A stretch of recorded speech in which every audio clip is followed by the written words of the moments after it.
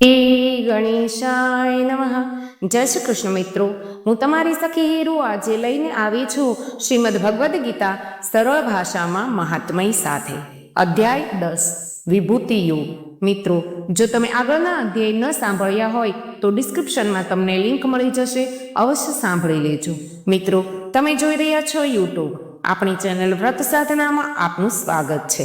મિત્રો, શ્રીમદ ભગવદ્ ગીતાના 10મા અધ્યાયનું મહાત્મય સાંભળો. ભગવાન શિવજી બોલ્યા કે હે સુંદરી, હવે તમે 10મા અધ્યાયના મહાત્મયની પરમ પાવન કથા સાંભળો, જે સ્વર્ગરૂપી કિલ્લામાં પ્રવેશવા સુંદર સીડી અને પ્રભાવની ચરમસીમા ઉપર છે.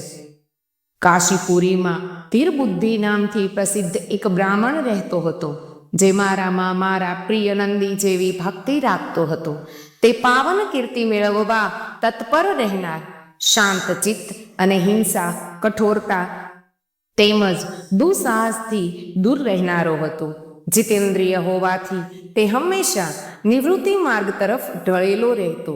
તેણે વેદરૂપી સાગર પાર કરેલો હતો. તે સંપૂર્ણ શાસ્ત્રોના તાત્પર્યને અને જાણનાર હતો. તેનું ચિત્ત હંમેશા મારામાં સંલગ્ન હતો. તે મનને અંતરાત્મામાં લગાવી હંમેશા આત્મતત્વનો સાક્ષાત્કાર કરતો.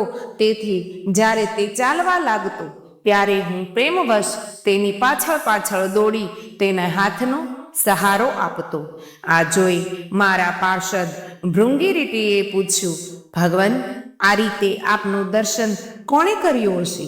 આ મહાત્માએ કયું તપ કર્યું છે કે સ્વયં આપ જ તેની પગલે પગલે હાથનો સહારો આપો છો?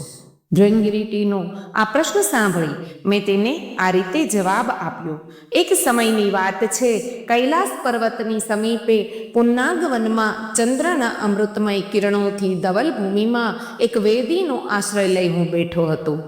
મારા બેઠા પછી ક્ષણવારમાં જ એકાએક જોરદાર આંધી આવી.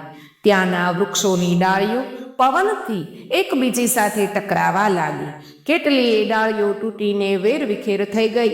પર્વતની અવિચળ છાયા પણ ડોલવા લાગી. તે પછી ત્યાં એક બહુ જ ભયંકર શબ્દ થયો, જેનાથી પર્વતની ગુફાઓ પડઘાથી ગુંજી ઉઠી.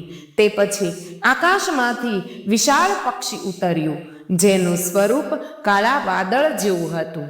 તે કાજળનો ઢગલો, અંધકારનો સમૂહ અથવા પાંખ કપાયેલ પર્વત સમાન લાગતું હતું. પગોથી જમીનનો ટેકો લઈ તે પક્ષીએ મને પ્રણામ કર્યા અને એક સુંદર નવીન કમળ મારા ચરણોમાં મૂકી સ્પષ્ટ વાણીમાં સ્તુતિ કરવા લાગ્યું. પક્ષી બોલ્યું, હે દેવ, આપનો જય હો. આપ સચ્ચિદાનંદમયી સુધાના તથા જગતના પાલક છો. હંમેશા સદભાવનાથી યુક્ત અને અનાસક્તિથી લહેરોથી ઉલ્લાસિત છો. આપના વૈભવનો અંત નથી. આપનો જય હો. અદ્વૈત વાસનાથી પરિપૂર્ણ બુદ્ધિ વડે આપ ત્રિવિધ મળોથી રહિત છો. આપ જીતેન્દ્રિય ભક્તોને આધીન છો તથા ધ્યાન વડે આપના સ્વરૂપનો સાક્ષાત્કાર થાય છે. આપ અવિદ્યામય ઉપાધિથી રહિત, નિત્ય મુક્ત, નિરાકાર, નિરામય, અસીમ, અહંકાર શૂન્ય, આવરણ રહિત અને નિર્ગુણ છો. આપના ચરણ કમળ શરણાગત ભક્તોની રક્ષા કરવા માટે સમર્થ છે. પોતાના ભયંકર લલાટરૂપી મહાસર્પની વિશેષ જ્વાલાઓથી આપે કામદેવને ભસ્મ કર્યો છે. આપનો જય હો, આપનો જય હો. આપ પ્રત્યક્ષાદિ પ્રમાણોથી દૂર હોવા છતાં પ્રાણાન્યય સ્વરૂપ છો. આપને વારંવાર નમસ્કાર છે. ચૈતન્યના સ્વામી તથા ત્રિભુવનધારી આપને મારા પ્રણામ છે. હું શ્રેષ્ઠ યોગીઓ દ્વારા ચુંબિત આપના તે ચરણ કમળોમાં વંદના કરું છું, જેઓ અપાર ભવસાગરને પાર કરવા અદ્ભુત શક્તિશાળી છે. હે મહાદેવ, સાક્ષાત બૃહસ્પતિ પણ આપની સ્તુતિ કરવાની ધૃષ્ટતા ન કરી શકે. સહસ્ત્ર મુખવાળા નાગરાજ શેષનાગમાં પણ એટલી ચતુરાઈ નથી કે તેઓ આપના ગુણો વર્ણવી શકે. તો મારા જેવા નાનકડા પક્ષીનો તો શું ગજો?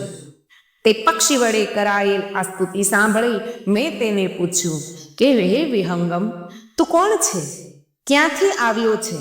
તારી આકૃતિ તો હંસ જેવી છે, પણ રંગ કાગડાનો મળ્યો છે. તારું જે પ્રયોજન હોય તે કહે. પક્ષી બોલ્યું, કે હે દેવેશ, મને બ્રહ્માજીનો હંસ જાણો. હે પ્રભુ, જે કર્મથી મારા શરીરમાં અત્યારે કાલીમાં આવી છે તે સાંભળો. હે પ્રભુ, જો કે આપ સર્વજ્ઞ છો તો પણ આપ પૂછો છો તો હું જણાવું છું કે સૌરાષ્ટ્રની સુરત નગરીની પાસે એક સુંદર સરોવર છે, જેમાં કમળો ખીલતા રહે છે. તેમાંથી બાલચંદ્રના ટુકડા જેવા સફેદ મૃણાલનો ગ્રાસ લઈ ઘણી ઝડપથી હું આકાશમાં ઉડી રહ્યો હતો. ઉડતો ઉડતો એકાએક ત્યાંથી જમીન ઉપર પડી ગયો. જ્યારે ભાનમાં આવ્યો અને મારા પડવાનું કંઈ કારણ ન સમજાયું ત્યારે વિચારમાં પડ્યો, અરે, આ મારા પર શું આવી પડ્યું? આજે હું પડ્યો કેમ? પાકેલા કપૂર જેવા મારા સફેદ શરીરમાં કાળાશ કેમ આવી ગઈ? આ રીતે ચકિત થઈ હું વિચારી જ રહ્યો હતો કે તે સરોવરના કમળોમાંથી મને આ વાણી સંભળાય, હે હંસ, ઉઠ, હું તારા પડવાનું અને કાળા થવાનું કારણ જણાવું છું. ત્યારે હું ઉઠીને સરોવરની વચ્ચે ગયો અને ત્યાં 5 કમળોથી યુક્ત એક સુંદર કમલિનીને જોઈ. તેને પ્રણામ કરી મેં પ્રદક્ષિણા કરી અને મારા પતનનું કારણ પૂછ્યું. કમલિની બોલી કે હે કલહંસ, તું આકાશ માર્ગે મને ઓળંગીને ગયો. તે પાપને લીધે જ તને પૃથ્વી પર પડવું પડ્યું તથા તેના જ કારણે તારા શરીરમાં કાલીમાં આવી છે. તને પડેલો જોઈ મારા દિલમાં દયા આવવાથી જ્યારે મેં આ મધ્યમ કમળ દ્વારા બોલવાનું શરૂ કર્યું તે સમયે મારા મુખથી નીકળેલી સુગંધથી લઈને 60,000 ભમરાઓ સ્વર્ગલોકને પ્રાપ્ત થયા છે. હે પક્ષીરાજ, જે કારણથી મારામાં આ વૈભવ, આ પ્રભાવ ઉત્પન્ન થયો છે તે તને કહું છું, તે સાંભળ. આ જન્મ પહેલા ત્રીજા જન્મમાં હું આ પૃથ્વી પર એક બ્રાહ્મણ કન્યા રૂપે અવતરી હતી. તે સમયે મારું નામ સરોજવદના હતું. હું ગુરુજનોની સેવા કરતી, હંમેશા એકમાત્ર પતિવ્રત ધર્મનું પાલન કરવામાં તત્પર રહેતી હતી. એક દિવસની વાત છે, હું એક મેનાને ભણાવતી હતી. તેથી પતિ સેવામાં થોડીક મોડી પડી. તેથી પતિદેવ નારાજ થયા અને તેમણે મને શાપ આપી દીધો, પાપીણી, તું મેના બની જા. મૃત્યુ પછી જો કે હું મેના જ થઈ તો પણ પતિવ્રત્યના પ્રભાવથી મુનિઓના ઘરમાં મને આશ્રય મળ્યો. કોઈ મુનિ કન્યાએ મારું પાલન પોષણ કર્યું. હું જેમના ઘરમાં હતી તે બ્રાહ્મણ દરરોજ સવારમાં વિભૂતિ યોગ નામથી પ્રસિદ્ધ ગીતાના 10મા અધ્યાયનો પાઠ કરતા હતા અને હું તે પાપાહારી અધ્યાયનું શ્રવણ કરતી હતી. હે વિહંગમ, સમય આવતા મેનાના શરીરનો ત્યાગ કરી 10મા અધ્યાયના મહાત્મયથી હું સ્વર્ગલોકમાં અપ્સરા થઈ. મારું નામ પદ્માવતી પડ્યું. પદ્માની હું વહાલી સખી હતી. એક દિવસ વિમાનમાં હું આકાશમાં વિચરણ કરતી હતી. તે વખતે સુંદર કમળોથી સુશોભિત આ રમણીય સરોવર ઉપર મારી દ્રષ્ટિ પડી અને આમાં ઉતરી જેવી જલક્રીડા કરવા લાગી તેવામાં જ દુર્વાસા મુનિ આવી ગયા. તેમણે વસ્ત્રહીન અવસ્થામાં મને જોઈ લીધી. તેમના ભયથી મેં પોતે જ કમલિનીનું રૂપ ધારણ કરી લીધું. મારા બંને પગ કમળ થઈ ગયા, બંને હાથ 2 કમળ થઈ ગયા, બાકીના અંગો સાથે મારું મુખ પણ કમળ થઈ ગયું. આ રીતે હું 5 કમળોના રૂપમાં પરિવર્તિત થઈ ગઈ. મુનિવર દુર્વાસાએ મને જોઈ તેમના નેત્ર ક્રોધાગ્નિથી પ્રજ્વલિત હતા. તેઓ બોલ્યા, પાપિણી, તું આ રૂપે જ 100 વર્ષ સુધી પડી રહેજે. આવો શાપ દઈ તેઓ ક્ષણવારમાં અંતર્ધ્યાન થઈ ગયા. કમલિની થવા છતાં વિભૂતિ યોગના અધ્યાયના મહાત્મ્યને લીધે મારી વાણી લુપ્ત થઈ નથી. મને ઓળંગવા માત્રના અપરાધથી જ તું પૃથ્વી પર પડ્યો છે. હે પક્ષીરાજ, અહીં તારી સામે જ આજે મારા શાપની નિવૃત્તિ થાય છે, કારણ કે આજે 100 વર્ષ પૂરા થઈ ગયા. મારા દ્વારા ગવાયેલ આ ઉત્તમ તું પણ સાંભળી લે. તેના શ્રવણ માત્રથી તું પણ આજે જ મુક્ત થઈ જઈશ. આમ કહી પદ્મિનીએ સ્પષ્ટ અને સુંદર વાણીમાં 10મા અધ્યાયનો પાઠ કર્યો અને તે મુક્ત થઈ ગઈ. તે સાંભળ્યા પછી તેના વડે મેળવેલ આ ઉત્તમ કમળ આપને અર્પણ કરું છું. આટલી કથા કહી તે પક્ષીએ શરીર છોડી દીધું. આ એક અદ્ભુત ઘટના હતી. તે જ પક્ષી હવે 10મા અધ્યાયના પ્રભાવથી એક બ્રાહ્મણ કુળમાં જન્મ્યો છે. જન્મથી જ અભ્યાસ હોવાના લીધે શિષ્યાવસ્થાથી જ તેના મુખેથી હંમેશા 10મા અધ્યાયનું ઉચ્ચારણ થયા કરે છે. 10મા અધ્યાયના અર્થના ચિંતનનું આ પરિણામ છે કે તે સર્વભૂતોમાં બિરાજમાન શંખ ચક્રધારી ભગવાન વિષ્ણુના દર્શન હંમેશા કરતો રહે છે. તેની સ્નેહપૂર્ણ દ્રષ્ટિ જ્યારે કોઈ દેહધારી પર પડે છે ત્યારે તે ભલે શરાબી હોય કે બ્રહ્મ હત્યારો જ કેમ ન હોય, મુક્ત થઈ જાય છે. પૂર્વજન્મોમાં અભ્યાસ કરેલા 10મા અધ્યાયના મહાત્મયથી તેને દુર્લભ તત્વજ્ઞાન પ્રાપ્ત થાય છે તથા તેણે જીવન મુક્તિ પણ મેળવી છે. તેથી જ્યારે તે રસ્તે ચાલવા લાગે છે તો હું તેને હાથનો સહારો આપતો રહું છું. હે ભૃંગી રીતે આ 10મા અધ્યાયનો મહિમા છે. મિત્રો, 10મા અધ્યાયનો મહિમા અહીં સમાપ્ત થાય છે. આપણે હવે 10મા અધ્યાયનું પાઠ કરીએ. ભગવાન શ્રી કૃષ્ણ અર્જુનને કહે છે કે હે મહાબાહો, હજી ફરીથી પણ મારા પરમ રહસ્યને તેમજ પ્રભાવને જણાવનાર વચનને તું સાંભળ, જેને હું મારામાં અતિશય પ્રેમ ભાવ રાખનાર તને તારા હિતની ઈચ્છાથી કહું છું. મારી ઉત્પત્તિને એટલે કે અવતાર ધારણ કરવાની અવલૌકિક લીલાને નથી દેવતાઓ જાણતા કે નથી તો મહર્ષિઓ જાણતા, કેમ કે હું સર્વ રીતે દેવતાઓનું અને મહર્ષિઓનું પણ આદિ કારણ છું, જે મને અજન્મા એટલે કે વાસ્તવમાં જન્મ વિનાનો અનાદિ અને સર્વ લોકોનો મહાન ઈશ્વર તત્વથી જાણે છે. બધા માણસોમાં એક જ્ઞાની માણસ સર્વ પાપોથી છૂટી જાય છે. નિશ્ચય કરવાની શક્તિ અર્થાત જ્ઞાન, અસમુદ્ધતા, ક્ષમા, સત્ય, ઇન્દ્રિયો વશમાં રાખવી, મનનો નિગ્રહ તેમજ સુખ દુઃખ ઉત્પત્તિ પ્રલય અને ભય અભય તથા અહિંસા, સમતા, સંતોષ, તપ, દાન, કીર્તિ અને અપકીર્તિ, પ્રાણીઓના આવા વિવિધ પ્રકારના ભાવો મારાથી જ થાય છે. 7 મહર્ષિજનો, 4 એમની પણ પૂર્વ થયેલા સનક આદિ અને સ્વયંભૂ આદિ 14 મુનિઓ મારામાં ભાવ રાખનારા, આ બધાય મારા સંકલ્પથી જન્મેલા છે, જેમની સંસારમાં આ સઘળી પ્રજા છે. જે માણસ મારી આ પરમ ઐશ્વર્ય સ્વરૂપ વિભૂતિને અને યોગ શક્તિને તત્વથી જાણે છે એ નિષ્ફળ ભક્તિ યોગથી યુક્ત થઈ જાય છે. એમાં લેશ માત્ર પણ સંશય નથી. હું વાસુદેવ જ આ આખા જગતની ઉત્પત્તિનું કારણ છું અને મારાથી જ સમગ્ર જગત ચેષ્ટા કરે છે. આ પ્રમાણે સમજીને શ્રદ્ધા અને ભક્તિ રાખનારા બુદ્ધિમાન ભક્તો મુજ પરમેશ્વરને જ નિરંતર ભજે છે.